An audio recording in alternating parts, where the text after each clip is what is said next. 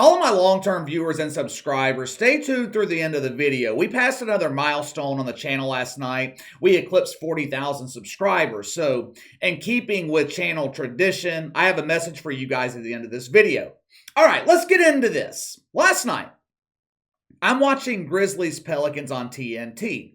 When the Pelicans are playing this well, I don't miss a regular season game. If I'm busy, can't watch it live, I make sure it's being recorded so I can watch it later. The ratings, they were not great for that game last night, just over 1 million viewers on TNT. But if these two small market teams, these two young teams, if they can keep it together, stay healthy, stay together over the next 10 years, the NBA is going to be in great shape. That game last night, that is what NBA basketball in the regular season is supposed to be. A couple of times throughout the broadcast, Reggie Miller said it felt like a playoff game. Both teams were giving maximum effort. The energy level was sustained through all 4 quarters. Ja Morant made the dunk of the year to this point. Two young teams in mid-November. The season's barely started. And these two young teams, they were playing last night like it was Game 7 of the Western Conference Finals. This used to be normal in the NBA. Today it's rare. We all have our fair share of complaints about the NBA. The woke bullshit, LeBron James pretending to be a political activist, load management. The NBA's got problems. But one of the biggest problems in the league is the mentality of the players. Not all the players, not all of them. It seems like it's just a select group, many of which has spent the last decade in the San Francisco Bay Area. The Golden State Warriors, they used to be a tough team. This team used to be gritty. Oftentimes in sports, teams take on the identity of the city they play in. Pittsburgh, for example. Pittsburgh, blue-collar city, tough, rugged men working in the steel industry. Pittsburgh Steelers, known for their tough defense. Los Angeles, LA is known for Hollywood, flashy, wealth, celebrities. The Showtime Lakers in the 80s, they were known for all the same things. When you think of the city of San Francisco in 2022, how would you describe it? Woke, soft, complainers. The Golden State Warriors, they have adopted this same mentality. How many times have we seen Draymond Green lose his composure, have an emotional breakdown? He spends so much time reading criticism and lashing out at the media, he tried to create a new media so he wouldn't be criticized. Steph Curry, once one of the most beloved players in the league, spent the offseason with his rectum rifle. Then you have Klay Thompson, a guy who used to be universally respected. What Klay Thompson was able to accomplish last year, that was nothing short of extraordinary. This dude missed over 900 days, torn ACL, torn Achilles, which usually a torn Achilles, that is a death sentence for an NBA player. Go ask DeMarcus Cousins about a torn Achilles. He was never the same player. Klay Thompson, he was able to return from numerous injuries and help lead the Warriors to another championship last year. But so far this season, Golden State's gotten off to a rough start. 2 games under 500. They're near the bottom of the Western Conference. They have yet to win a game on the road. Now, there's been a lot of talk about Klay Thompson not being the same player. When people are talking about that chatter, that's been about him not being the same player physically. I don't think Klay Thompson is the same player mentally. I don't think he has the confidence that he used to have. Confident people are immune to criticism. It doesn't bother them. Michael Jordan was often criticized for being a bad teammate. He was accused of being too hard on the guys around him. What was his response to that? If you can't take my pressure, if you don't want to work hard, if you don't want to win championships, get the fuck out of here. How does Klay Thompson respond to criticism? A couple of weeks ago, Charles Barkley was talking about Klay Thompson on TNT. Listen to what he said. Roll the film. As much as I love Klay, he's slipping. Same thing with Draymond. They're not the same. In the finals, you could see they're not the same guys they was 2 or 3 years ago. So when I watched the Warriors play, I says, oh man, Father Time is knocking on the door on a couple of those guys. These guys have won 4 championships. That's like playing 2 or 3 extra seasons. And they're past 30. You factor in Klay, who's had 2 major surgeries. I think you saw tonight, he's like, This young boy is kicking my ass. Ain't nothing I can do about it.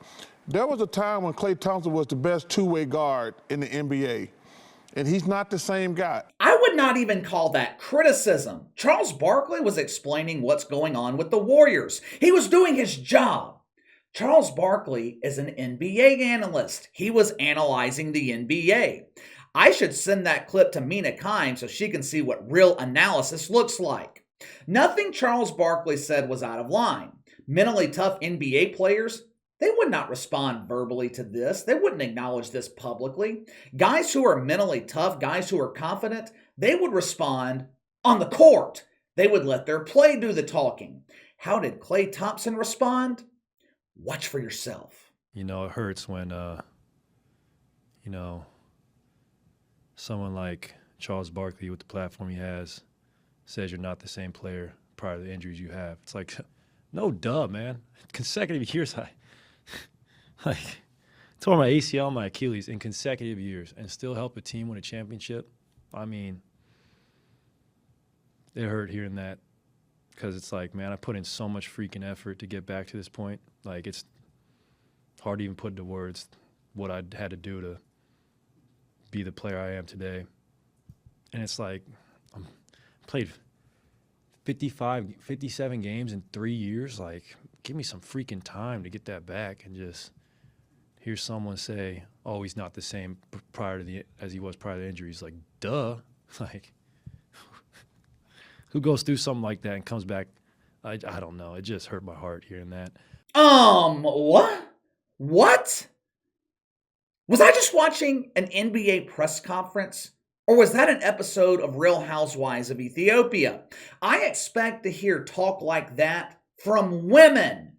Ooh, Charles Barkley hurt my feelings. It hurts. Oh, it hurts. Please stop this emotional pain. Dude, what the hell are you talking about? Klay Thompson's close to my age. He's 32 years old. He's supposed to be a grown man, not a grown male birthing person. This dude went on national television and said, my heart hurts. My heart hurts.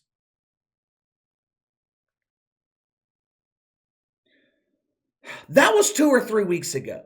So Klay Thompson, he's had a few weeks to get over this emotional trauma. He's had 2 weeks to buy all the Tums needed to fix his broken heart. If Tums wasn't strong enough to relieve the emotional pain, he could rely on his emotional support shovel.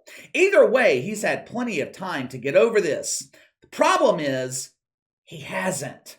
Sunday night, after the Warriors continued their trend of losing games on the road, Klay Thompson was interviewed off camera by NBC Sports. He told the reporter, I deserve more credit for battling through all that injury shit. I helped this team win a championship last year and people still want to discredit me.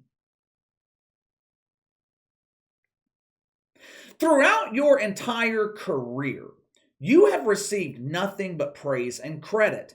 Hell, you're receiving credit right now. Headline at ESPN from just this morning. Inside Klay Thompson's epic comeback to become the player he used to be. The truth is, Klay Thompson's worried. He's concerned. And the reason he's concerned, he's not confident. There are whispers that Steve Kerr is considering benching Klay Thompson and starting Jordan Poole. Instead of being worried about improving his play, he's more concerned with what Charles Barkley is saying on TNT. He's worried about the opinion of lonely men on Twitter. He wants to be praised for the accomplishments from last year. It doesn't work that way. Last season is over. No one gives a shit about what happened last year. The only thing that matters is what's happening right now. And what's happening right now, Klay Thompson is playing like shit. This is one of the problems in the modern NBA. And look, not all players are like this. But there are enough high-profile players who are mentally weak that it stains the perception of the league. People don't watch sports to hear grown men cry. We don't watch sports to see grown men complain and lash out at the media. Charles Barkley said it. Klay Thompson used to be the best two-way guard in the NBA. Keywords? Used to be. Today, he's in competition with Draymond Green to see who can be the biggest complainer in the NBA. All right, before we wrap things up for the day, I wanted to take a second to thank you guys again. Last night, channel surpassed 40,000 subscribers. It's a humbling experience to see how fast the channel's grown. This time last year, we had around, I think, 10, maybe 11,000 subscribers. On a good month last year, the channel was doing around 400,000 views.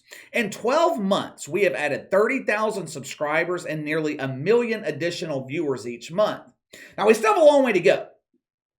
Long way to go, but I am pleased with the progress we've made this year.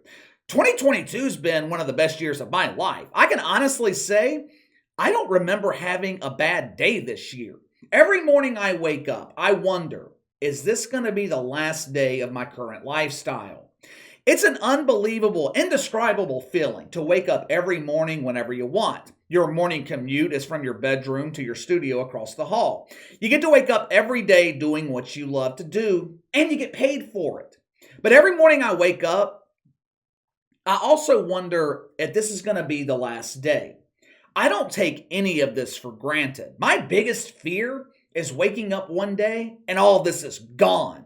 Last week was a tough week here on YouTube. Seemed like every video I uploaded was being flagged for demonetization for no reason. If the bot wasn't flagging me, media companies were hitting me with copyright issues. It was just one thing after another. Now, thankfully, YouTube, they fixed all the issues for me, but I couldn't sleep Sunday night because of it. My girlfriend asked me the next day why I was having trouble sleeping Sunday night. Normally, I lay down, I'm out in seconds. Wasn't the case Sunday night because I was worried about the channel. I see these channels with hundreds of thousands of subscribers. These channels that used to be popular. Now they're getting 500 views a video. Why? What happened? I don't know. Maybe they got complacent. Maybe they got stagnant. Maybe they got lazy. Maybe people just got tired of watching them. I don't know. But I do know I don't want that to ever happen to me. Now, I'm usually not a worrier, but I do worry about the channel. But it's a different kind of worry. It's almost a motivational tactic because it keeps me grounded. It keeps me from taking things for granted. Keeps me motivated. I always feel like I'm only as good as my last video.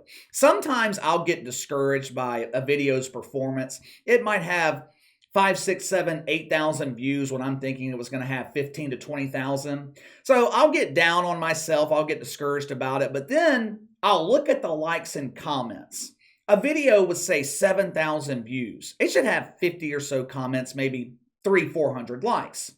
You guys will post 200 comments with 1,000 likes. It not only goes a long way in helping the channel, it boosts my morale. I can't tell you how much your support means to me. For a channel my size, I can say without a doubt, I have the most supportive audience on this platform. Go look at other channels with 40,000 subscribers. Check their view counts, check their comments, their like counts. I was watching a Dave Ramsey video the other day, had 35,000 views, 75 comments. The video I uploaded last night about the NBA, last I checked, had 28,000 views, almost 800 comments. Damn near every video has over 100 comments. Most have 1,000 likes, no matter the view count. Not all of them, but most of them. You guys show up and show out every single day. It's the reason I rarely take a day off. It's the reason I always try to make up for a missed video. If you guys show up every day giving me your best, I feel like I owe you guys the same in return. I appreciate each and every one of you. I probably will take some time off during Thanksgiving next week. I need to take a couple of days to get the sound right in the new studio, but to be honest with you, I think I need to take a step back just for a couple of days just to get refreshed, recharged. I've noticed over the last couple of weeks, it's been more difficult prepping some of these videos. Normally, ideas are flowing throughout my head all day, every day. Hadn't been the case lately. I think I need a couple of days just to reset. In the last 18 months, I've only taken 4 days off consecutively from YouTube once in 18 months. Now, there's been 1 day off here and there where I didn't upload, but for the most part, it's been 6 days minimum every week, with most weeks being all 7 days. So that's the plan for the next week. Maybe take the weekend off after Thanksgiving, but Knowing me, I probably won't allow myself to do it and will end up uploading every day anyway. But again, thank you guys for all the support. We're going to keep the channel going. We're going to keep growing. And, who knows? Maybe this time next year we'll have 100,000 subscribers. But for now, give me your thoughts. Klay Thompson seems to be breaking down emotionally. Do you think this is a problem that is prevalent throughout the NBA? Soft players, emotional dudes, emotional men. Let me know. Sound off in the comments below. Make sure to like and subscribe. Click the notification bell to receive all notifications from the channel. Best way to contact me is by email at btlkc84@gmail.com, KC_BTL84 on Twitter. I'll see you guys tomorrow.